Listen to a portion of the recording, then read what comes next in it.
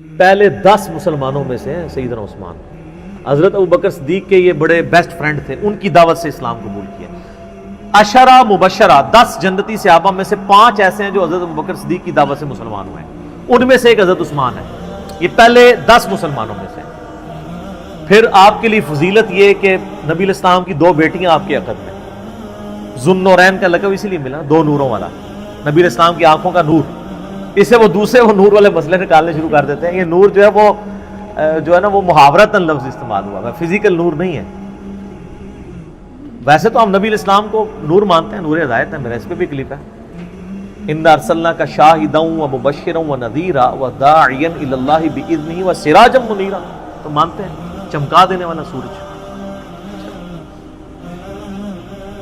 اور نبی علیہ السلام کے داماد ہونے کا ذکر سیدنا عثمان کا, یہ آپ کو نہج البلاغہ میں مولا علی کا خطبہ بھی مل جائے گا, جس میں حضرت عثمان کو انہوں نے جو سمجھانے کے لیے آئے تھے کہ بھی تمہاری اس طرح شکایتیں گورنروں کی آ رہی ہیں. اور پھر اس میں انہوں نے کہا کہ بھئی ابو بکر اور عمر کے جو معاملات تھے اس سے زیادہ تمہیں احتیاط کی ضرورت ہے, کیونکہ نبی علیہ السلام کے ساتھ تمہارا دامادی کا رشتہ بھی ہے. یہ نہج البلاغہ میں شیعہ کے ہاں خطبے میں موجود ہے. اور عشرہ مبشرہ میں بھی شامل ہے, جو ابو داؤد ترمذی میں حدیث ہے. 10 بندوں کو ایک مجلس میں نبی علیہ السلام نے جنت کی بشارت دی ہے. اس میں پہلے 4 خلفائے راشدین ہیں, ابو بکر, عمر, عثمان و علی. 4 خلفائے راشدین, اس کے بعد طلحہ, زبیر, عبد الرحمن بن عوف, سعد بن ابی وقاص اور سعید بن زید, ابو عبیدہ بن جرح. تو یہ 10 لوگوں کو ایک مجلس میں جنت کی بشارت ملی. اس میں بھی سیدنا عثمان شامل ہے. اور سیدنا عثمان کو تو جنت کی بشارت کئی دفعہ ملی ہوئی ہے. جامع ترمذی میں, مسند احمد میں حدیث موجود ہے, جب باغیوں نے ان کو گھیر لیا, محصور کر دیا. آج میں اس ٹاپک کی طرف نہیں چل رہا, وہ ایک علیحدہ سے ایک سٹوری ہے, ادھر پھر کئی اور چیزیں بھی آئیں گی, میں وہ مزہ کرکرا نہیں کرنا چاہتا. سیدنا عثمان رضی اللہ تعالیٰ عنہ کو مسجد میں جانے سے روک دیا, میٹھا پانی آپ کے گھر پہنچنے سے روک دیا گیا. تو آپ گھر کی چھت پہ کھڑے ہوئے اور انہوں نے خطاب کیا جو لوگ وہاں پہ ان کو گھیرے ہوئے تھے. ترمذی میں پورا ڈیٹیل خطبہ موجود ہے. مشکات میں آلموسٹ آپ کو ساری حدیثیں حضرت عثمان کے چیپٹر میں آپ کو تیسری جلد میں مل جائیں گی. تو ان کا لوگوں, میں تمہیں اللہ کی قسم دیتا ہوں اور اسلام کا واسطہ دے کے پوچھتا ہوں, کیا تمہیں یاد نہیں ہے کہ نبی علیہ السلام جب مدینہ شریف ہجرت کر کے آئے تھے تو مسلمانوں کے لیے میٹھے پانی کا کنواں نہیں تھا, اور نبی علیہ السلام نے کہا تھا کہ کون ہے کہ جو کنواں لے کر وقف کرے اور جنت میں سے بہتر کنواں لے لے. تو میں نے اپنے حلال مال سے وہ کنواں خرید کے وقف کیا. تو سب نے کہا کہ ہم گواہی دیتے ہیں کہ آپ کے لیے بشارت تھی. کون گواہی دے رہے ہیں؟ جو مخالفین ہیں, پروٹیسٹ کرنے آئے ہیں. اس سے بات پتہ چلی کہ وہ لوگ تھے جن کو یہ باتیں پتہ تھی. صحابہ ہی تھے, بیچ میں اور لوگ بھی مکس تھے, لیکن صحابہ بھی تھے, بدری صحابہ بھی تھے. ان میں اختلاف رائے تھا, وہ علیحدہ سے ایک ٹاپک ہے. یوٹیوب پہ میرا کلپ ہے, شہادت عثمان کے اصلی اسباب کیا تھے. عبداللہ ابن سبا والا تو معاملہ ہی ذرا ایک ڈفرنٹ کہانی بنا کے اس میں ڈال دی, وہ الگ چیز تھی. پھر سیدنا عثمان نے کہا کہ تمہیں یہ یاد نہیں ہے کہ مسجد نبوی کی توسیع کی باری آئی تو نبی علیہ السلام نے فرمایا کون ہے جو مسجد نبوی کے لیے زمین لے کے وقف کرے توسیع کے لیے کہ جنت میں اس سے بہتر اسے اللہ تعالیٰ قطع عطا فرمائے. تو میں نے اپنے مال میں سے وقف کیا تھا اور مجھے جنت کی بشارت ملی. کہا جی بالکل ایسا. پھر ان کا جو جیش العسرہ تھا, تنگی والا جہاد, یعنی تبوک, جہاں پہ جہاد فرض ہو گیا تھا ہر مسلمان, کیونکہ رومن امپائر سے ٹکرانا تھا. تو نبی علیہ السلام نے جب چندے کی اپیل کی تھی تو میں نے 1000 دینار نبی علیہ السلام کی جھولی میں ڈرا کے ڈالے تھے, اور نبی علیہ السلام اپنے مبارک ہاتھوں سے یوں ان کو الٹ پلٹ کرتے تھے اور کہتے تھے عثمان جنتی, آج کے بعد جو مرضی کرے. تو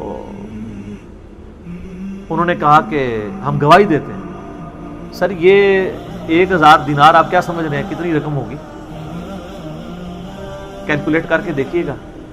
20 دینار 7.5 تولے سونا ہوتا تھا.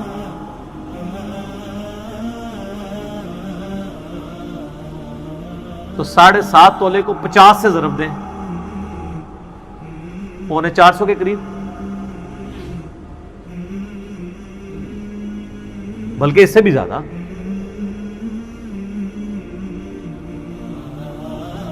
50 کو ضرب دیں 7 سے, 700 350 اور اوپر والا بھی کر لیں, تقریباً 400 کے. 350 زیادہ بن جائے گا نا، 7.5 ہے، 450 کے قریب سمجھ لیں، 450 تولہ سونا، اور آج کل کیا ریٹ چل رہا ہے؟ 70,000 ہے، ہاں، تو یہ 2.5 کروڑ سے زیادہ رقم بنتی ہے آج کی، اگر 70 لگائیں گے تو جا کے گھر حساب کر لیجئے گا، 2.5-3 کروڑ رقم بنتی ہے جو حضرت عثمان نے غزوہ تبوک کے موقع پر دی، اور نبی علیہ السلام نے جنت کی بشارت، انہوں نے کہا ہاں جی بالکل آپ کو جنت کی بشارت ملی تھی اس بات کے،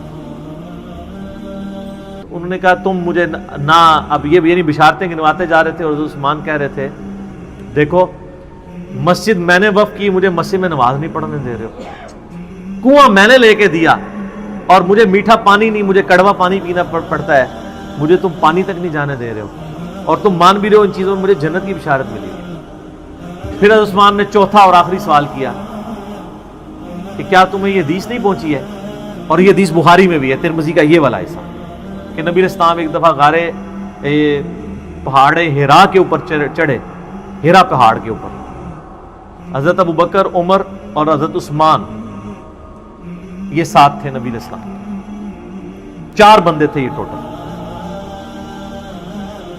تو پہاڑ جو ہے وہ جھوم پڑا، ہلنا شروع ہو گیا، وہ تو بخاری مسلم میں حدیث ہے، ہیرا ایک پہاڑ ہے لیکن ہم سے محبت، وہ احد پہاڑ کے بارے میں آتا ہے، احد ایک پہاڑ ہے، ہم سے محبت کرتا ہے، ہم بھی اس سے محبت کرتے ہیں، بعض روایتوں میں احد کا ذکر ہے، بعض میں ہیرا کا ذکر ہے، بال الٹیمیٹلی یہ ہے کہ نبی علیہ السلام نے فرمایا کہ اے پہاڑ تھم جا، اس وقت تجھ پہ ایک نبی، ایک صدیق اور 2 شہید ہیں، 2 شہید کون؟ حضرت عمر اور عثمان۔ جو مسلم کی حدیث ہے اس میں یہ ہے کہ حضرت علی بھی تھے، طلحہ بھی تھے، زبیر بھی تھے، تو نبی علیہ السلام نے فرمایا کہ اس وقت تجھ پر انبیاء، شہداء اور صدیق کے علاوہ کوئی نہیں ہے۔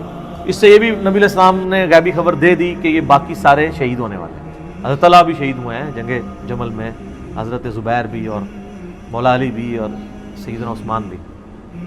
تو انہوں نے کہا ہاں آپ کو شہید ہونے کی خبر دی تھی، تو انہوں نے کہا اللہ کی قسم، رب کعبہ کی قسم میں کامیاب ہو گیا، میں نے تم سے یہی منوانا تھا کہ نبی علیہ السلام نے مجھے شہید کہا ہوا ہے، میں شہید ہوں۔